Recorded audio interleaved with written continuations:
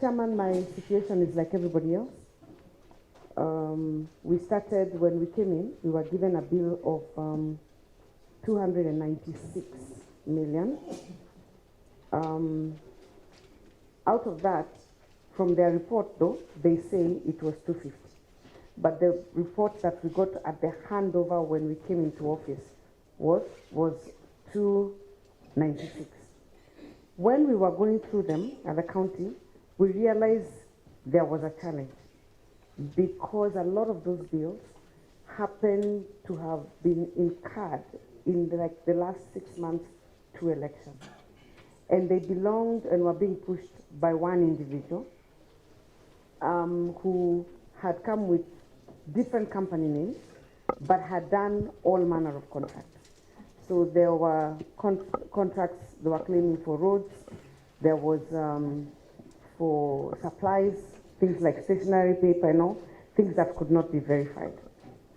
So we were a bit alarmed, and so we requested the Auditor General to assist us with a special audit report. And what we hoped would happen is that then the bill would reduce from the 296 to something lower because we could tell some of those bills were fictitious. However, when we got the bill from the Auditor General from the special report, they gave us a bill of 461 million, meaning they increased the figure by 200 million. We were shocked, and so we wrote again and requested for a special audit. When they did a special audit, the bill they gave us now went to 1.3 billion. I think at that point we almost gave up because I started at 290 to 460, then it went to 1.3. When we protested to the Auditor General, they adjusted the figure and they told us the eligible is 741 and they said the ineligible is 587 million. We don't know the basis of that adjustment. So we disputed, and that is when we wrote the letter to the Controller of Budget, which is the same time Isiolo also wrote. And the Controller of Budget then therefore wrote to the Auditor General to say, please clarify the discrepancies. Anyway, having said that, as we stand, the bills that we thought were eligible, we've started paying, and we've paid about 227 million.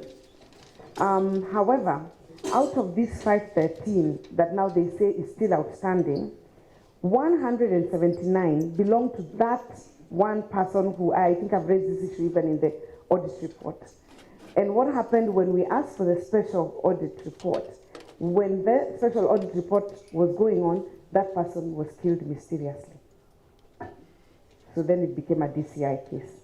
So we have a bill of a total of a group of 179 million, which belonged to somebody who's been murdered.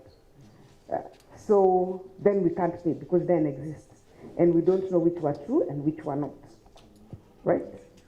So if we remove that, and we remove the difference between the 461 figure that the Auditor General himself gave us in the first place, and the 741, which they gave us the second time, the total disputed amount is about 280, of which 179 belong to that case that is under DCI.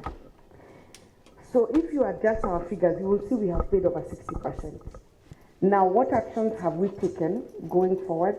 We have submitted to the Treasury an extract of the minutes showing that we are going to allocate 100 million to pay the outstanding, towards the payment of the outstanding bills, which in our view is about 233 million shillings.